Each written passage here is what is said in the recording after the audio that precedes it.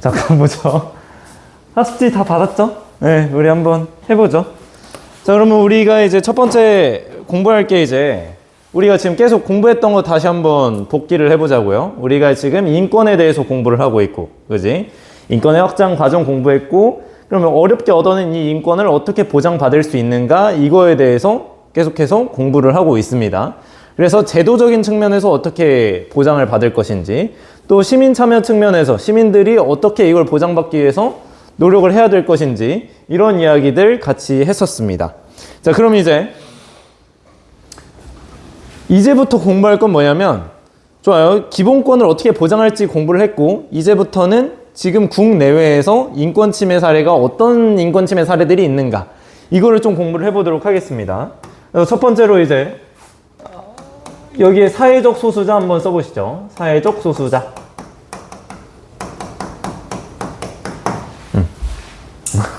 사회적 소수자. 사회적 소수자 의미는 이미 다 나와 있어요, 지금. 보면은 이제 뭐 다 보이죠? 한 사회에서 신체적 또는 문화적 특징 때문에 다른 구성원에게 차별을 받으며 스스로 차별받는 집단에 속해 있다는 의식을 가진 사람들이 사회적 소수자예요. 그러니까 이 의미의 특징들이 다 나와 있어요. 사회적 소수자라고 하기 위해서는 일단은 문화적으로 또는 이제 신체적으로 구별이 가능해야 되겠죠. 일단 구별이 가능해야 됩니다.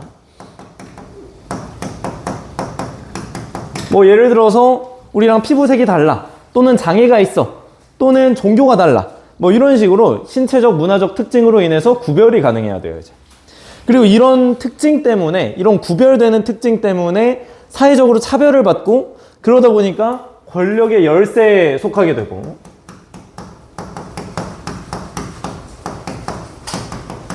사회적으로 차별받는 집단, 이런 집단이 사회적 소수자인데요. 여기서 그치지 않습니다. 이 사회적 소수자는 일단 구분이 되고, 그 구분되는 특징으로 인해서 사회적으로 차별을 받고, 그러다 보니까 모든 부분에서 권력의 열세에 있어요. 권력의 열세가 있다.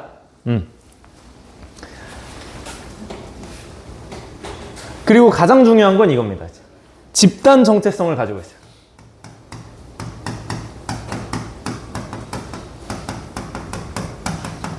자, 사회적 소수자들은 스스로 나는 차별받는 집단이야 라고 하는 집합적 정체성을 가지고 있다는 게 가장 큰 특징이에요. 그래서 다시 한번 사회적 소수자의 의미를 찾아보면, 신체적 문화적인 특징 때문에 다른 사회 구성원으로부터 차별을 받고 스스로 차별받는 집단에 있다라고 하는 집단 정체성을 가진 사람들이 사회적 소수자라고요. 자, 그러면은 사회적 소수자의 특징까지 우리가 잘 알아봤으니까 좀 더 촘촘한 정리를 위해서 괄호 3번에 있는 문제 한번 풀어보도록 하죠. 자, 괄호 3번 동그라미 1번, 2번 이렇게 나와 있는데, 자, 그러면은 동그라미 1번. 사회적 소수자는 사회적 상황과 여건에 따라서 상대적으로 규정된다. 맞을까요? 틀릴까요? 맞습니다. 그거 맞죠? 왜 맞을까요? 왜 맞고? 맞으니까 맞죠, 그죠? 자, 그럼 왜 그러느냐? 우리 이 상대성이라는 특징이 있기 때문이죠. 사회적 소수자라는 개념은 상대적입니다. 이제 상대적인 개념이에요. 이제 우리나라 사람들이 우리나라에선 다수자예요. 우리나라에서는 절대 소수자가 아니지. 우리나라 사람은 차별받는 집단이 아니에요. 근데 이제 우리나라 사람이 이제 미국에 가거나 우리나라 사람이 유럽에 간다고 생각을 해보세요. 그러니까 황인종에 대한 다양한 인종차별, 이런 것들이 만연해요. 아니, 만연하다고 하기까지는 좀 발언이 조심스럽지만 어쨌든 그런 게 많단 말이에요. 막 이제 뭐 옐로우 몽키 막 이렇게 부르기도 하고, 이제 눈을 찍기도 하고, 이제 이런 인종차별을 받는단 말이야. 그러니까 이런 것처럼 우리나라 사람이 우리나라에선 다수자지만 외국에 나가면 소수자가 되는 것처럼, 그러니까 사회적 소수자라는 개념은 상대적인 개념이다 라고 이렇게 확인하시면 되고요. 자, 그럼 두 번째, 단순히 수가 적다고 해서 사회적 소수자가 되는 것은 아니다. 맞을까요? 틀릴까요? 아니에요. 맞아요. 맞습니다. 맞아요. 단순히 수가 적다고 해서 사회적 소수자가 되는 게 아니에요. 그러니까 우리 재벌들 한번 보세요. 재벌들 소수예요. 수적으로는 소수야. 근데 돈이 정말 많은 사람들이야. 그러니까 그 사람이 차별받는 집단은 아니잖아요, 그죠? 그지? 자, 그러니까 사회적 소수자라고 하기 위해서는 수적인 열쇠보다는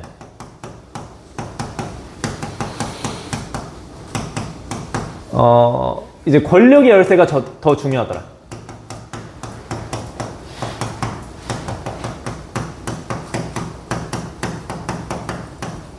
자, 이런 점을 확인하시면 되겠습니다. 이제.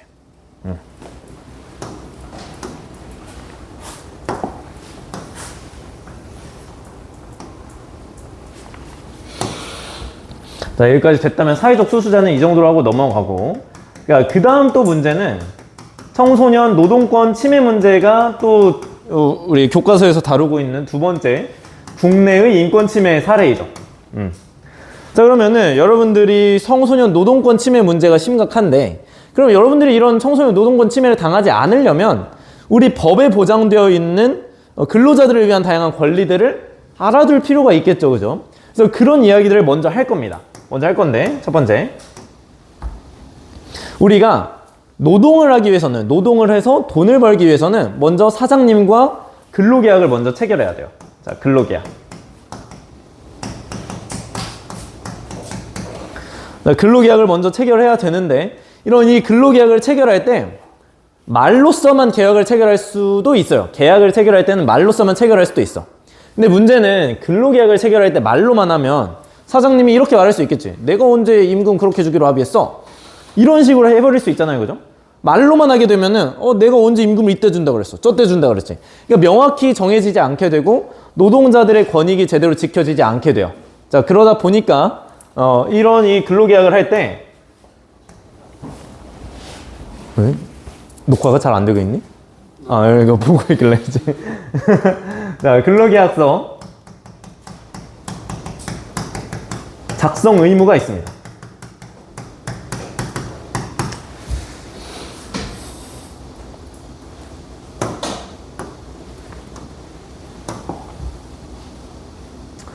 근로계약서를 무조건 작성해야 돼요. 사장님은 의무적으로 근로계약서를 작성해야 됩니다. 그러니까 이렇게 넣어놓은 이유는 방금 말했던 것처럼 말로만 계약을 하게 되면은 그게 제대로 지켜지지 않을 수 있기 때문에.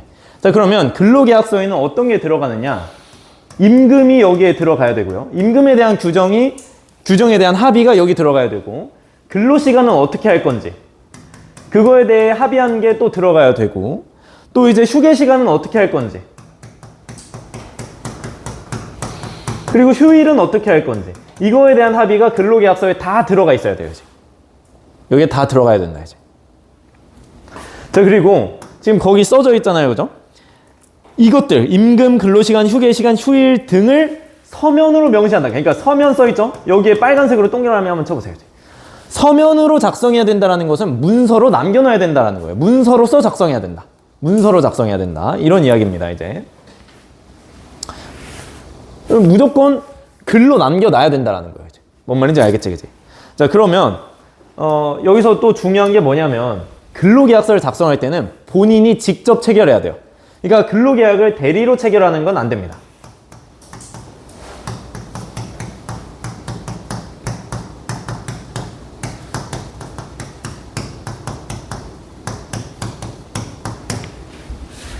근로계약을, 그러니까 내 옆에 철수가 있는데 그러니까 저기 파리바게트에 알바를 시키려고 이제 철수가 여기 파리바게트에서 알바한대요. 제가 대신 체결할게요. 이게 말이 되나? 철수는 사실 근로하기 싫을 수도 있잖아. 근데 이제 그 대리로 체결하는 건 말이 안 되는 거잖아요, 그죠? 그렇기 때문에 근로계약을 대리로 체결하는 건 절대 금지됩니다. 근데 여러분들이 이제 문제가 되는 거는 미성년자의 근로계약이죠.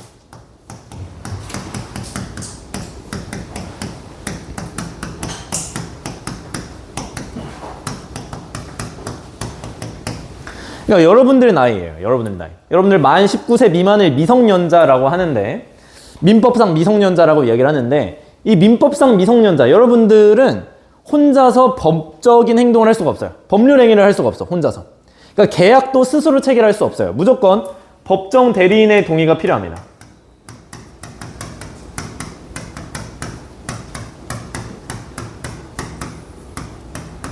물론 법정 대리인의 동의를 받지 않고도 할 수 있는 법률 행위들이 있긴 한데, 그런 경우는 이제 좀 나중에 정치와 법 시간에 좀 더 자세히 보는 걸로 하고, 어쨌든 이제 미성년자의 근로계약, 이런 중요한 계약은 법정 대리인의 동의가 필요해요. 그래서 여러분들이 뭔가 근로를 하고 싶다. 그러면은 부모님의 동의가 필요한 거예요. 여러분들은 아직 미성년자니까. 이렇게 미성년자를 보호하고 있는데, 자, 그럼 문제는, 좋아요. 미성년자가 근로계약을 할 때 법정 대리인의 동의가 필요하니까 법정 대리인, 부모님이 대신 체결할 수도 있겠네요. 근로계약을. 그럴까요? 그러지 않겠죠. 이게 그대로 청소년한테도 적용이 되는 거예요, 이제. 대리는 할 수 없습니다. 일반적인 근로자에게 보장되는 이 근로자의 권리는 청소년 근로자, 연소 근로자에게도 모두 적용된다고 여러분들이 생각하시면 돼요. 그렇게 알고 있어야 합니다. 네. 그래서 여러분들 뭐 너는 미성년자니까 임금 조금 줘도 되는 거 아니야? 이런 말을 하는 건 전부 다 개소리예요. 이제. 일반적인 근로자들이 보장받는 이런 근로의 권리들은 여러분들도 다 보장을 받을 수가 있습니다. 잘 확인을 하시고. 자, 그럼 이제 이거 조금 줄여볼게요. 한 판에 이쁘게 남으려면. 자, 그럼 다음으로 이제 임금에 대해서 한번 이야기를 해보죠. 임금. 그러니까 이제 근로계약서에 임금, 근로시간, 휴게시간, 휴일 명시되어야 한다 했잖아요. 그러니까 하나하나 보자고요. 이제 임금은 어떻게 돼야 되느냐. 일단은 임금, 통화의 형태로 제공되어야 됩니다.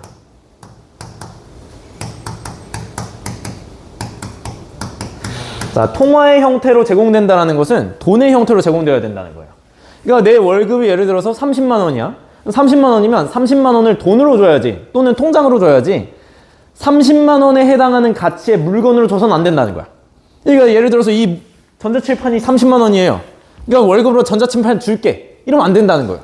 무조건 돈으로 줘야 된다. 통화의 형태로 직접 전액 지급해야 돼요.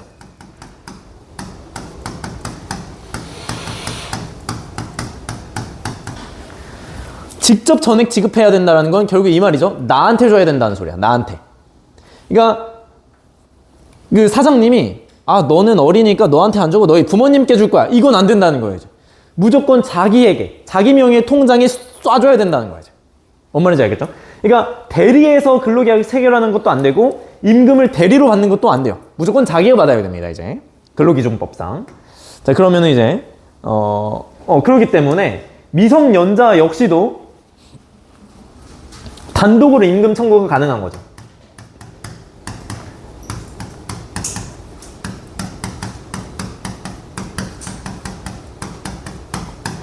그러니까 미성년자든 일반 근로자든지 간에 누구나 단독으로 임금 청구가 가능합니다. 이제. 왜 이렇게 좁지 지금?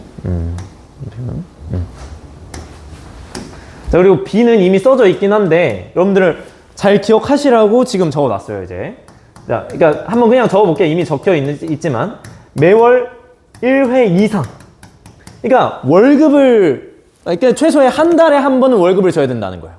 그러니까 한 1회 이상이기 때문에 주급으로 주든 월급으로 주든 월에 2번 주든 상관은 없어요. 월에 한 번 이상은 줘야 되고 그리고 정해진 날짜에 줘야 돼요. 그러니까 이렇게 하는 이유는 뭐겠어요, 이제. 월급이 밀리는 걸 막기 위한 거죠, 이제.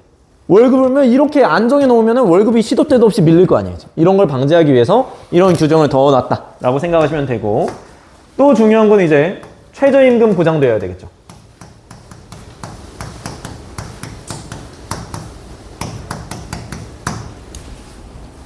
그래서 여러분들 일반적인 근로자도 물론이고 청소년 근로자 역시도 최저임금이 보장이 되어야 한다라는 점 잘 확인하시면 되겠고요. 자, 그러면은 여기 옆에 지금 당구장 표시해가지고 가산임금 이렇게 써 있을 거예요. 가산임금. 그지? 가산임금.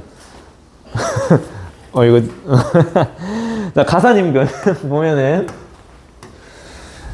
좀 어려운 용어들을 좀 쓸게요. 이제 통상임금에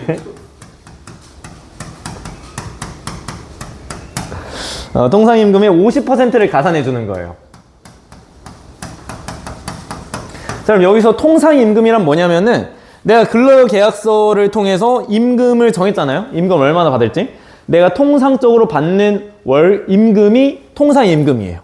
그럼 여기서 가산임금은 내 통상임금의 50%를 가산해 주니까 내가 예를 들어서 10,000원을 시급을 받기로 했어. 그러면은 15,000원을 받을 수 있는 거예요. 그러면 어떨 때 이렇게 가산임금을 해서 주느냐? 그 경우의 수를 한번 설명을 해드릴 건데, 먼저 이제 합의하에 연장근로를 할 수가 있어요. 합의하에 연장근로를 하게 되면 50% 가산해 줍니다. 1.5배 이벤트 해주는 거예요. 1.5배 이벤트. 그리고 두 번째, 합의하에 연장근로를 하게 되면은 1.5배 이벤트를 해주고, 또는 야간 근로를 하면, 그러니까 야간이라고 하면은 22시부터 06시까지, 06시까지 야간 근로를 하게 되면은 또 1.5배 이벤트를 해주는 거예요. 또 이제 또 이제 내가 원래 쉬는 날이야. 휴일 근로를 해도 1.5배를 해줍니다. 이제. 그러니까 여러분들이 이런 것들을 잘 알아두면은, 그러니까 사장님, 여러분들이 나중에 성인 돼서 아르바이트를 할 때, 나 성인 됐는데 휴일에 근로했는데 왜 돈 가산해서 안 주세요? 이런 여러분들의 권리를 찾을 수가 있는 거지. 안 보여요? 오케이. 여러분들의 권리를 찾을 수가 있는 거지. 근데 여기서 문제, 휴일 근로. 여러분들 휴일 생각하면 어떤 거 생각나요? 빨간 날, 주말이 생각나죠? 근데 여기서 근로기준법에서 말하는 휴일은 그런 휴일이 아니에요. 계약서상 휴일이야. 계약서상 휴일. 그러니까 우리가 통상적으로 주말이 휴일이라 생각되잖아? 근데 여기서 말하는 휴일은 계약서상 휴일이라고. 그러니까 예를 들어서 계획을 이렇게 하는 거예요. 뭐 토요일부터 수요일까지 근로를 하기로 하고, 목요일, 금요일에 쉬기로 했다면 이때 목요일, 금요일이 휴일인 거야. 이제. 뭔 말인지 알겠어요? 우리가 통상적으로 생각하는 빨간 날이 휴일이 아니에요. 여기서 말하는 휴일은 이제 근로계약서상에서 쉬기로 한 날이 휴일이 되는 거예요. 근데 이 날에 원래 쉬어야 되는데 사장님이 갑자기 우리 알바가 펑크가 났어, 와서 도와줘 하면은 1.5배 이벤트 해줘야 되는 거지. 이제. 뭔 말인지 알겠죠? 그죠? 자, 이게 가산임금의 개념입니다. 그다음에 임금까지 우리가 이야기를 했죠, 그죠? 그래서 여러분들이 이거 좀 배웠다고 주말에 일했는데 왜 돈 안 줘요? 이러면 안 되는 거예요. 주말에 일하기로 했으면 그때는 휴일이 아니라 근로일이에요. 뭔 말인지 알겠죠? 자, 그러면은 이거 저장 이따가 하고, 자, 그럼 이제 임금까지 했으니까 이제 근로시간 봐야 되겠죠? 근로시간. 거기 지금 근로기간이라 돼 있는데 근로시간으로 바꿔주세요. 근로시간. 근로시간 보면 이제 일반적인 근로자와 연소 근로자를 한번 나눠 볼 건데, 일반적인 근로자. 일반적인 근로자는 하루에 8시간까지 일할 수 있습니다. One day, 8 hour. 그죠? 하루에 8시간이란 소리예요, 이제. 자, 그럼 일주로 따지면 얼마 동안 일할 수 있는 거야? 주 5일제니까. 40시간. 그죠? 일주에 40시간까지 일할 수 있습니다. 자, 근데 우리 아까 가산임금에서 공부를 했었죠? 합의 연장 근로 시 가산임금 받을 수 있어요. 그래서 합의해서 연장 근로를 할 수가 있는데, 그게 일주에 최대 12시간. 합의 연장 근로를 할 수 있어요. 합의하에 연장 근로를 할 수 있다.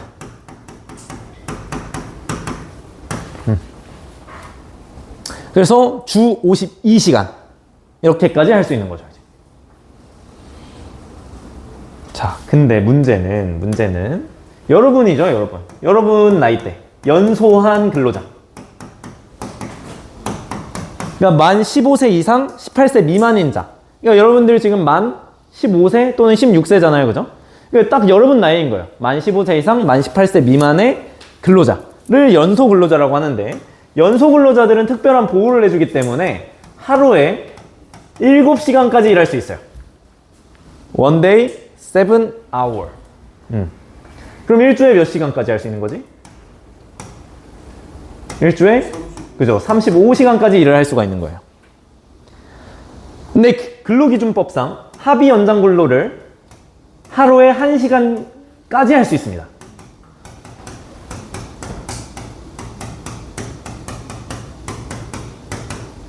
그러면 주에 몇 시간? 5시간까지 할 수 있는 거예요.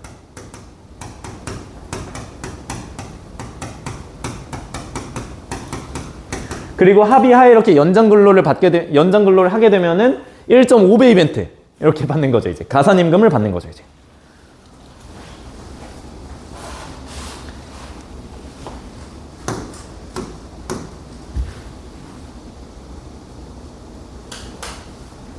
자, 그러면은 동그라미 4번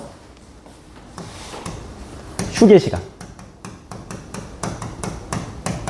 그러니까 쉬는 시간을 줘야 돼요. 근로시간 도중에 부여해야 됩니다. 자, 근로시간 도중에 부여. 휴게 시간을 근로시간 도중에 부여하도록 근로기준법에 써 있어야죠.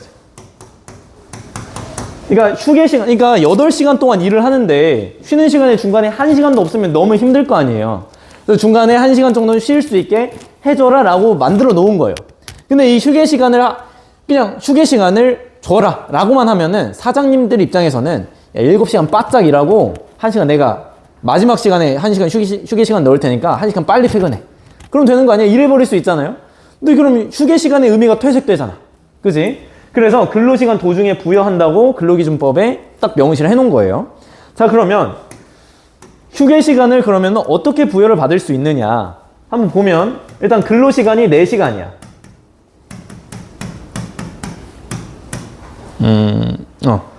4hour 이러면은 30분 이상 휴게 시간을 줘야 돼요. 그러니까 이거는 4시간 일하면 30분 쉬어야 된다라는 거지. 최소한. 응? 일반 근로자 주 40시간 그런데 플러스 12시간. 이거 12. 응. 자, 그러면은 4시간 일하면 30분 이상 쉬어야 되고, 자, 그러면 근로시간이 8시간 이상이야. 그러면은 몇 시간 이상 줘야 될까요, 이제? 1시간 이상 줘야 되겠지, 이제. 그치? 자, 그러면 여러분들을, 그러니까 들어봤죠? 여러분, 일반적인 회사원들은 9시에 출근해서 6시에 퇴근하잖아요? 9 to 6라고도 이야기를 하는데, 지금 딱 보면은 근데 9시간이죠, 9시간. 또 지금 뭔가 근로기준법 위반되는 거 아니에요? 하루에 8시간 일해야 되는데. 위반되는 거 같지 않아요? 쉬는 시간은 빼나요? 맞아요. 쉬는 시간 뺍니다, 이제. 그래서 총 8시간을 일하는데 중간에 점심시간 1시간, 쉬는 시간 1시간, 그때가 점심시간인 거예요, 이제. 점심시간 1시간 주니까 9 to 6가 일반적인 우리 회사원들의 출퇴근 시간이 돼버린 거지, 이제. 그지? 이게 다 근로기준법에서 근거가 있는 거다라는 거 확인하시면 되겠고요. 자, 그럼 이제 동그라미 5번이죠, 이제. 자, 휴일에 대해서 이야기를 해보면. 이제 사장님은 노동자한테 주 1회 이상 유급휴일을 줘야 돼요.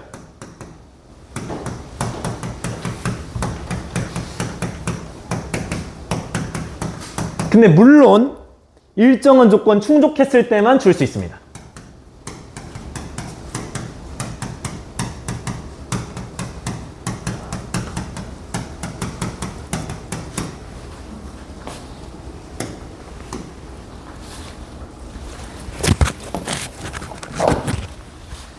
자, 여러분 여기 EX 이렇게 써져 있잖아요. 이거 지워주세요. 내가 지금 원래는 예시를 바로 하려다가 그냥 그 일정한 조건이 무엇인가를 설명해 주는 게 좀 더 나을 것 같아서 여기 EX 지우고 그냥 일정한 조건에 밑줄 쳐서 일정한 조건이 그럼 무엇이냐 한번 써보죠, 이제.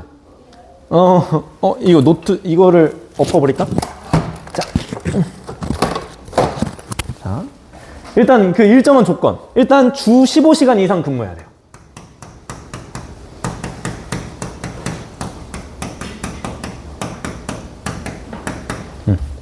그리고 출근해야 되는 날 있잖아요. 출근해야 되는 날 모두 개근을 해야 돼요. 일주일 개근을 해야 됩니다.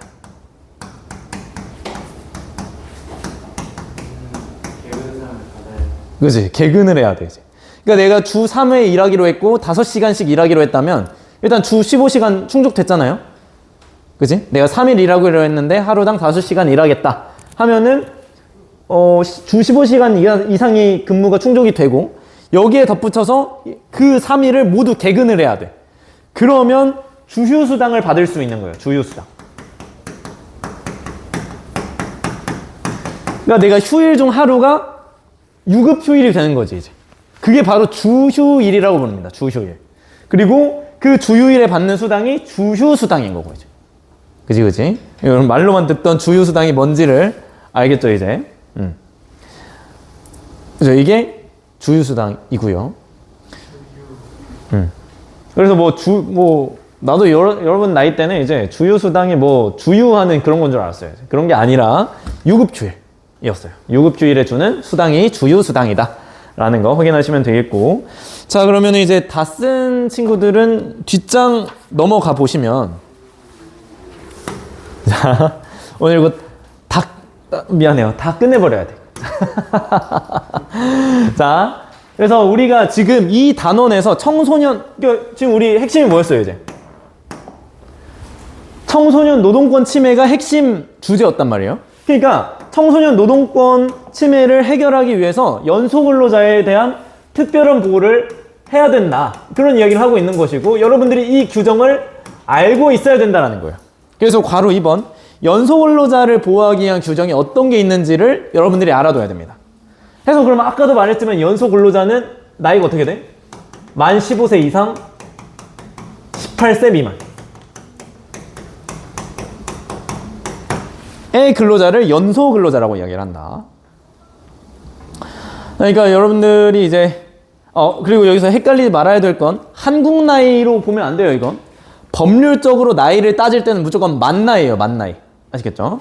자, 그러면 일단은 그래서 동그라미 1번 보면은 우리 법에서는 여성과 연소근로자를 특별히 보호하라 라고 되어 있고, 그리고 동그라미 2번 우리 일단 근로계약 체결할 때 일단은 미성년자가 직접 체결을 해야 되겠지, 그지? 미성년자가 직접 체결을 하는데, 미성년자 혼자 계약 체결할 수 있다 그랬나?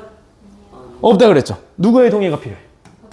그죠? 법정 대리인입니다. 법적 대리인 안 돼요. 법정 대리인의 동의가 필요합니다, 이제.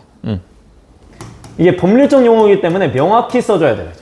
그러니까 미성년자가 일단 직접 근로계약을 체결해야 되니까 미성년자도 동의해야 되고 법정 대리인도 동의를 해줘야 되는 거야. 일단 미성년자이기 때문에 이렇습니다, 이제. 근데 문제는 연소근로자는, 그러니까 미성년자의 기준이 뭐예요? 만 19세 미만이었어. 만 19세 미만. 근데 연소근로자 나이 보세요. 18세 미만이야. 더 어려요. 더 어리다 보니까 더 강한 규정이 들어갑니다, 이제. 이제 법정 대리인이 동의를 해줬잖아요. 그 동의서를 넣어놔야 돼요. 그래서 3번이죠. 친권자 또는 그 후견인의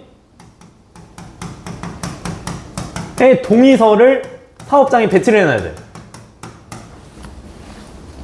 친권자라고 하는 건 부모님이라고 생각하시면 되고, 쉽게 생각을 해서 친권이 있는 사람, 부모님이 대표적이죠. 후견인, 만약에 부모님이 안 계시면은 그 미성년자를 보호해줄 뒤에서 봐주는 분의 후견인이에요. 그래서 이분들의 동의서가 있어야 되고, 여기에 그 가족관계를 증명할 수 있는 가족관계 증명서,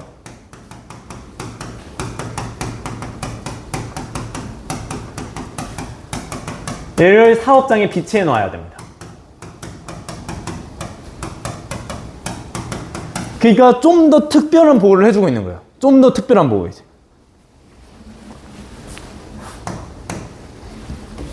자, 그럼 다음. 그러니까 미성년자가 술집에서 일하면 되겠어요, 안 되겠어요? 아예 안 되지. 자, 그래서 연소근로자는 도덕, 보건상, 유해 또는 해를 끼칠 위해, 업종에 취업이 원칙적으로 금지되어야지. 취업 금지. 자, 그래서 도덕보건상 유해 업종에 취업이 금지됩니다. 유해 또는 위해 업종에 해를 가할 위험이 있는 이런 업종에 취업할 수 없어요. 그래서 술집에서 일할 수 없고요, 클럽에서 일할 수 없고요, 탄광에서 일할 수 없어요. 보건상 유해 업종이니까, 이제. 그지? 그리고 동그라미 5번. 청소년들 키 커야 되잖아요, 그죠? 그래서 야간 근로. 그리고 휴일 근로. 이제 원칙적으로 금지돼요. 자, 근데 얘는 내가 원칙이라는 말을 뒤에다 붙여놓은 이유가 뭐냐면 원칙적으로 금지되기 때문에 사장님과 이 연소 근로자가 합의를 한다면 이거는 허용이 될 수 있어요. 합의를 통해서 야간 근로 할 수 있고 휴일 근로 할 수 있지만 원칙적으로 금지가 된다는 점 이렇게 확인하시면 되겠고요. 자, 그리고 여섯 번째. 자, 근로시간. 아까 연소 근로자는 근로시간이 어떻게 된다 그랬지? 응? 야가다 원칙적으로는 안 되지. 원칙적으로는 안 되지만 합의를 한다면 할 수 있는 거지 이제. 자, 그래서 왜 야가다 하려고? 자, 근로시간이 하루에 몇 시간? 7시간. 그럼 1주에는 35시간이었는데 연장근로 하루에 몇 시간씩 할 수 있었죠? 1시간씩 할 수 있었고, 그지? 그래서 1주에는 5시간 할 수 있다 그랬어요 이제. 연장근로.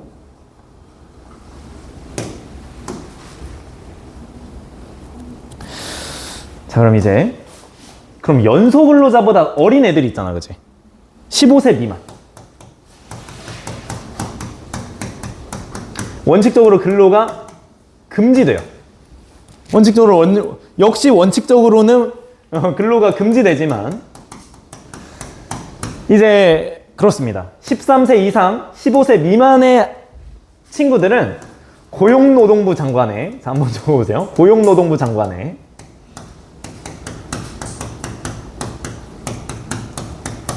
취직 인허증이 있으면 또 취직을 할 수 있어요. 장관.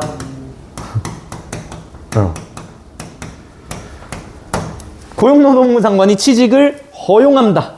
이런 경우에는 15세 미만인 자도 13세 이상이라면 취직을 할 수가 있습니다. 자, 이런 식으로 우리가 확인하시면 되겠고. 자, 그러면 이제 그 밑에 보면 한판 정리되어 있잖아요. 문제는 다음 시간에 푸는 걸로 하고, 한판 정리 한번 보시면 뭐 이런 식으로 표가 나와 있고, 뭐 이제 표가 이렇게, 자, 이렇게 되어 있죠? 그죠? 그죠? 그래서 여기 법적 대우 이렇게 나와 있고. 자, 그래서 일반적인 근로자, 미성년자, 연소 근로자, 15세 미만. 이렇게 나와 있죠. 자, 그러면은 여러분들이 여기서 확인해야 될 건 뭐냐면, 연소 근로자도 아직 베끼고 있으면 안 될 텐데. 자, 연소 근로자는 그러면 연소 근로자는 근로자가 보장받는 근로의 권리를 보장받을 수 없을까? 다 보장받아야 돼요. 자, 그러니까 자, 한번 색깔 펜으로 한번 쳐보면, 자, 일반적인 근로자들은 법적 대우 여기까지 보장을 받는 거예요. 일반적인 근로자. 이제 일반적인 근로자들은 여기까지만 보장을 받더라. 그러니까 성인 노동자들은 자, 이것까지 우리가 보장을 받는 거죠. 자, 그럼 다음 미성년 근로자. 미성년 근로자들은 여기까지 보호를 받을 수 있는 거예요. 그지? 그러니까 일반적인 근로자가 받을 수 있는 법적 보호 조치를 미성년자는 전부 다 받을 수 있고. 자, 그래서 미성년자는 이제 동의가 필요하다라는 거죠, 이제. 법적 대우. 자, 거기에 덧붙여서 연소 근로자는 미성년자가 받을 수 있는 법적 대우도 다 받을 수 있고, 일반적인 근로자가 받을 수 있는 법적 대우도 다 받을 수 있고, 또 이제 연소 근로자가 특별하게 또 이렇게 보호를 받는다는 거죠. 이 빨간색에만 연소 근로자 한번 써볼까요, 이제? 그러니까 여러분들이 기억해 줬으면 좋겠는 건 뭐냐면, 연소 근로자는 일반적인 근로자, 성인 노동자들이 받는 법적 대우를 연소 근로자도 보장을 받더라 라는 걸 확인하시면 되고, 그러니까 이 표를 만들어 놓은 이유는 바로 여기에 있어요. 진짜 어렵게 나오면 지금 여기 보면은 19세, 18세, 17세 쪼개놨죠. 19세는 미성년자가 아니고요, 18세는 미성년자이지만 연소 근로자가 아니에요. 17세는 연소 근로자예요. 세 개를 다 쪼개서 문제를 낼 수가 있어요. 그치? 뭔 말인지 알겠지, 이제? 그러니까 만 19세 미만이 민법상 미성년자인데, 민법상 미성년자이지만 연소 근로자가 아닌 애들, 18세인 애들이 있다고, 이제. 걔네들을 가지고도 문제를 가지고 놀 수가 있어요, 이제. 그렇기 때문에 이런 거 주의하라고 표를 만들어 놓은 거니까 잘 확인을 해 두시고, 문제 한번 풀어보세요. 알아서 한번 풀어보시고, 다음 시간에 풀이는 다음 시간에 해주도록 할게요. 자, 그러면 다 끝났네요. 그죠?